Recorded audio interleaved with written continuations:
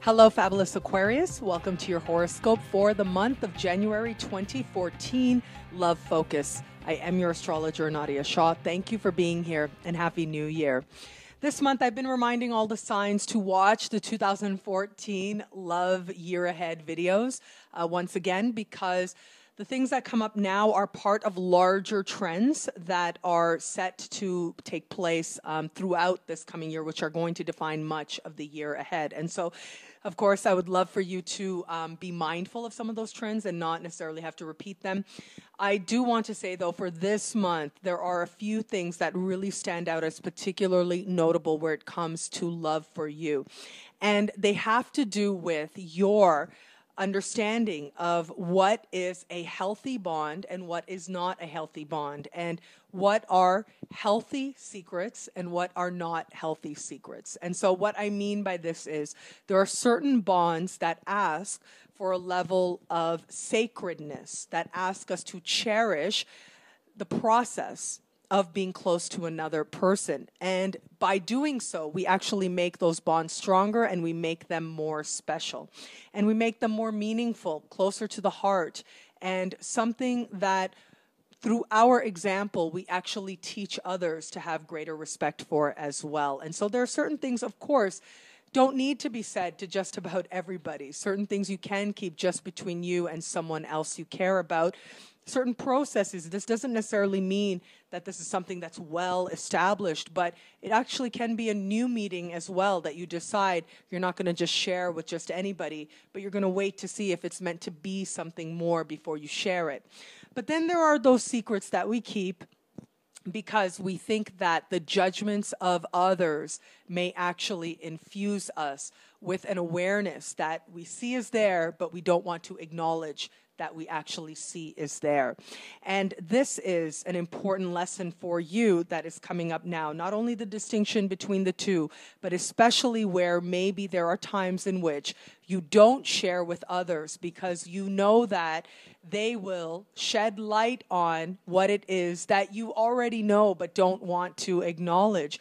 Because if you did acknowledge, then you would have to be faced with your own power to change things or your own sense of self-worth that has led you to the situation that you are in. And so let's take it one at a time, okay? What possible scenarios could take place? Because there is that element, as I said, of secrecy playing out.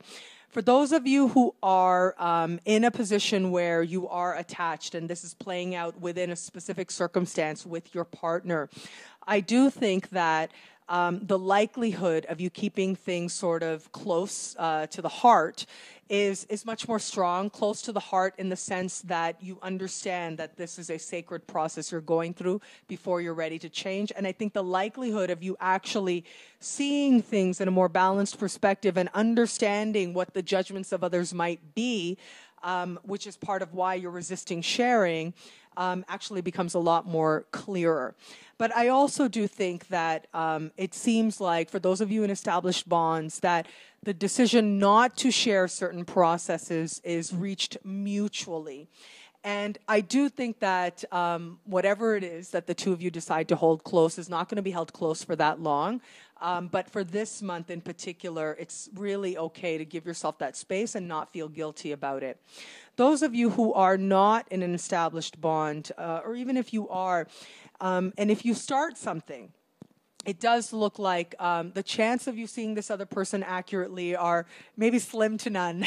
And I think that this is a trend that's happening for all of us. But for you in particular, it looks like what starts off sort of in secret, once it does sort of fully manifest in the fullness of time, and once it sort of comes out, really could go either way. And I think the likelihood of this person turning out to be somebody very different than you initially thought is especially strong. And so you just want to be mindful of that. I do think that the likelihood of you having experiences that are really meant to show you what you really want in love is the most likely scenario. And so if you meet somebody and you're really infatuated and you just find yourself completely smitten and wanting to bring flowers and wanting to take tons of pictures, well, chances are that it's about how you feel. It's about your desire to actually give flowers, your desire to actually be in pictures with somebody else that you care about, rather than what this person is specifically or who this person is specifically.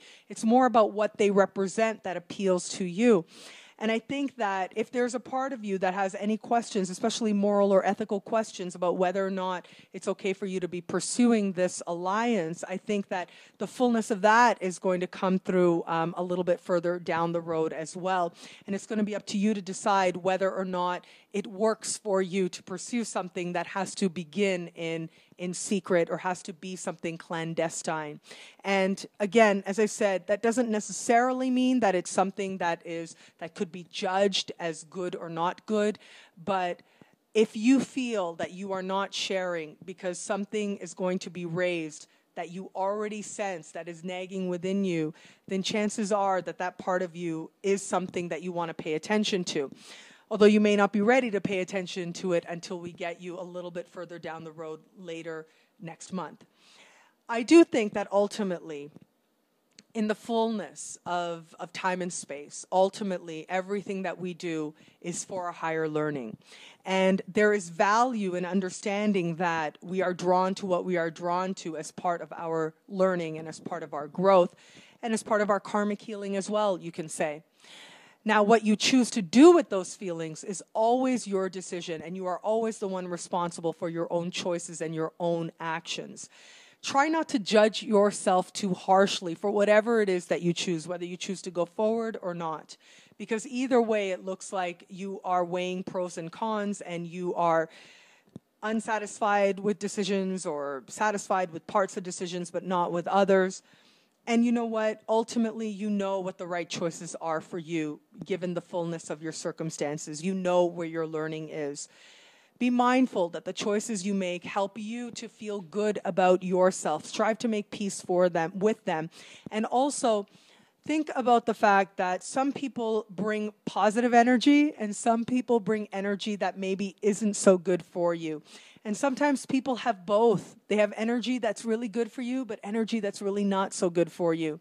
And it's up to you to decipher which one is going to stay and which is going to go. And if people cannot be selective, or if you cannot be selective in the positive energy that stays with one person and that same person, the negative energy that you don't want part of you, and you can separate it. If you can't, which I think the likelihood of you being able to separate them is very slim, but if you really can't separate them, then you're going to have to decide if it's really worth it. If it's worth it to have both of these energies particularly strong embodied in one person as part of your path or not. Whatever is part of your learning is going to be particularly strong now, but ultimately the learning has to do with you realizing that you deserve love in its highest, most empowering sense. You deserving the kind of love that brings positive energy and positive support in your life and doesn't evoke feelings that make you feel not so good about yourself or tempt you in ways that are not positive, that are not going to lead to positive momentum in your life. You have the wisdom in you already, and now you're gathering the experiences you need to further understand that very wisdom where it comes to love. And once you bridge love and you bring wisdom into that love, you are going to find that your love life becomes that much more meaningful.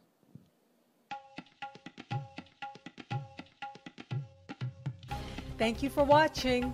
It'll be a great month. Be fabulous and enjoy.